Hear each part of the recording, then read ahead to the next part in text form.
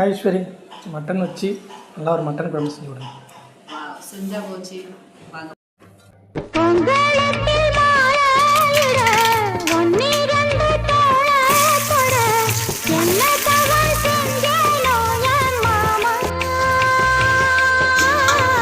வண்ணக்கிளி கைய தொட சின்ன சின்ன கோலமிட உள்ள மட்டும் வழியே நானே மறக்குமா மாம எண்ணோ மயக்குதே பஞ்சவர்ணோ மடியிலே ஊஞ்சல் போடுமானேவா.